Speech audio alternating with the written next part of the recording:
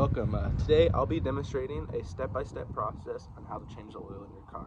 This is something very simple, anybody can do with just a couple simple hand tools. This right here is everything you'll need to do the oil change. A simple socket set, the recommended oil for your vehicle, and the recommended oil filter. This is a specialized oil filter tool that is used just for my car, and every car's make and model will differ. Either you will not have a tool, it would either be a ratchet or some sort of tube like ratchet, but mine is more socket like, and just a couple of extra towels just in case you get an extra messy with the oil. You have those to wipe everything up. To know what oil your car needs, mine is OW20. You can either look in your owner's manual, or for my car, it has on the top where I put my oil in 0W20 to tell me what oil I need. And if you can't find what type of oil you need, you can either, when you go to the auto parts store, they can look up the oil you need for your car, or in my case, I went to Walmart. They also have a book in the aisle where you look up your exact make and model to find what you need. And that goes just for the same with the oil filters as well. The first step you would want to do is, if your car is too low and you can't go underneath of it, you're going to need to jack it up. But there's three options in my opinion that you can do. You either have a jack stand where you jack your car up, you have ramps where you can ramp your car up, or in my opinion, I'm doing this in my dorm parking lot. I don't have either of those, so we're using the good old curb for this one. Seems to do the job all right. I can get underneath there and do everything I need to, and like I said, you don't need to have the best tools to do this. You just gotta work around that sometimes. But yeah, we'll get into it now. You got your car jacked up, or in my case, on the curb very safely. You want to go underneath and look for your oil pan. And there are a lot of different things that might look like an oil pan, but in most cases they are usually black, and you are looking for a bolt sticking out the back, which in this case is right here. If you guys can see, this is my oil drain bolt. This is what you're going to want to do to undo to get your oil out of your car. There are many things that might look like this underneath your car, but the key identifiers is it's black and it has the bolt sticking out the back. There are other things that might look similar, but you need to look for that bolt sticking out the back. Okay, once we located this drain plug bolt right here, we are ready to unscrew it. I have found out that this is a 14 millimeter, so I went to my socket set and got the 14 mil ready. This is lefty loosey traditionally, and we are just going to gently break it. Once it's broke, we are going to undo it the rest of the way. But before we undo it, we got to get our pan to drain the oil into. And now we can undo it the rest of the way. Slowly, slowly. And once you feel that it's just about ready to go, you want to drop it off like that. And grab that before it gets buried in there. And now your oil is draining. And we're just gonna let this drain out all the way until we're finished, and then we'll go to the oil filter. We're just gonna take a second and look at our drain plug bolt right here. This bolt has a crush washer on it, which is this blue thing right here. It is recommended to replace these after every oil change, but some people will do it every 1 to 2 oil changes. Some of those people might be me, but it is recommended that you should change these after every oil change. All right, once our oil is done draining, we're going to wipe off just a little extra coming out the end, and we are going to hand tighten the drain bolt on until we can't anymore.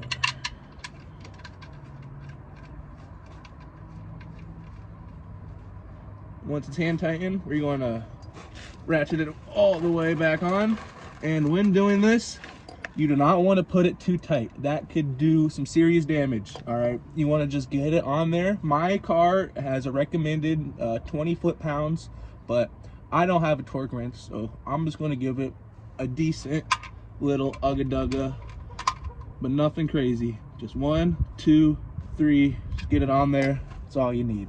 We can go to the filter now. Now that we changed the oil right here, we are going to go over to the filter, which in my case is located right next to it. Some cars will have it in towards the top of the engine. Some cars will have it in random spots. That is just something either your owner's manual will tell you or Google. But For my case, I have a specialized tool I'll need to use for this, which goes right on top of my oil filter. Once you get it securely on there, I will take my ratchet that I was just using. Oh God. Make sure it's on there. Now we're just going to loosen it. Break it, and it should start to come. And make sure you have your oil pan underneath of this, because it will drain oil too. You just want to keep on getting this done. And once you see it's loose, oil starts coming out, you can start the hand do it. Boom. Just like that, your filter's out. Drain out all the rest of the oil that you have out, and we can take it out to change the filter now. Once you get your filter out, you can see this, the tool I was using to take it out. This is the housing of the filter right here, and mine is a cartridge style. Sometimes you'll replace the whole housing, sometimes you'll just replace the filter itself inside. So that's what we're going to do. We have the new filter right here. Take out, and it comes with two things: the filter itself and the new O-ring. This new O-ring will go right around where this old one's at. It is good to replace these after every use, but they can last 2 to 3 uses if you need to. But every oil filter should come with a new O-ring. So let's take this out, take that in, just like that. See, it's in there now, and we'll show you how to replace this O-ring. To get this old O-ring off, you want to grab yourself a 5-headed screwdriver. You should see right here, there's a little indent. That's where you want to stick your flathead at. Get it in there, and you can see the O-ring start to come up. You want to get a finger underneath of there, and it pulls out all the way. And now you want to install your new one. New one's pretty simple. You see there's a little oil there. Drip a little oil out, and you want to rub your O-ring with that oil to get it all lubricated so it will slide on easier. And just kind of want to just bring it around one end to the other, and it should just slide on, like you can see there. There you go. That's how you change the O-ring, and we're ready to put this filter back into the car now. All right, so now we have the new filter, and we are ready to screw it back on. To do this, you want to get it on and hand tighten it until you can't anymore, and tighten it the rest of the way. And it follows the same lefty loosey righty tighty method. All right, once it's on there with our hands, we're gonna go back with our tool and tighten it the rest of the way. Now this one isn't as concerning if you tighten it too tight or too loose compared to the drain plug bolt, but you do want this one to be on there pretty tight.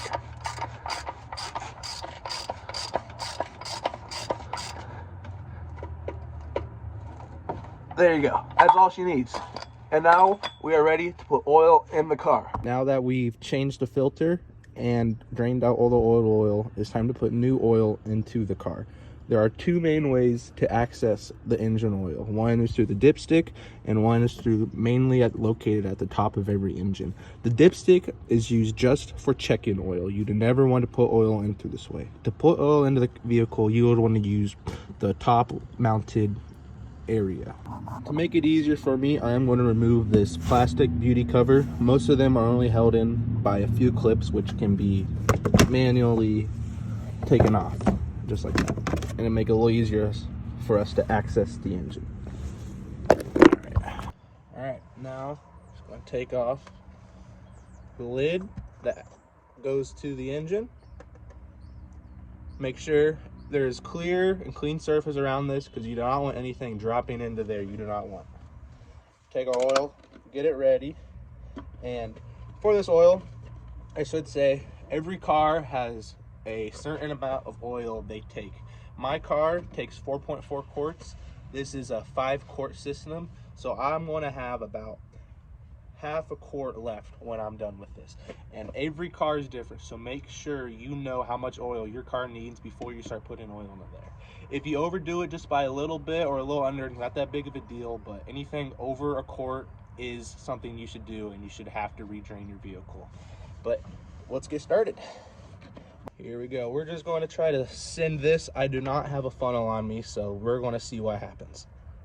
All right, that went smoothly right there.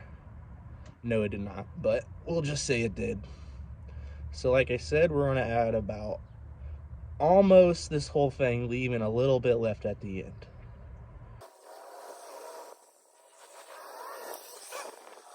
All right, see where we're at here. Make sure you're on a level-ish surface to try to figure out. Okay, we need a bit more out of here. There we go. It's definitely a lot smoother putting it in when you're taking some out. All right, let's check to see where we're at.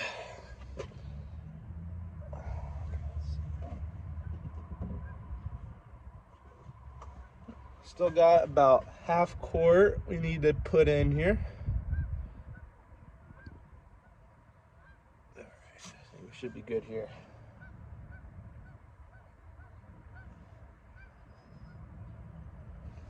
We'll just do a little more. All right, I think we're good. Make sure, get the lid, make sure there's nothing on it or around it so we don't get anything we don't want into our engine, and tighten it back on there. Once you've done this, you want to check for any leaks and make sure you're not leaking. We're either down to the drain plug or at the filter, and you want to start your car and make sure there's no weird noises, and you should be good to go. Here's just a little nifty thing you can do with the extra oil you have remaining. Dip it in a towel, and on this plastic right here, you can wipe it all down and make your plastic brand new again. And just wiping down some of that old motor oil can really change the look of the engine bay, bring back some life to it. Now that we have done everything, it is time to unjack or ramp or whatever you got going on with your car and see if everything's working right.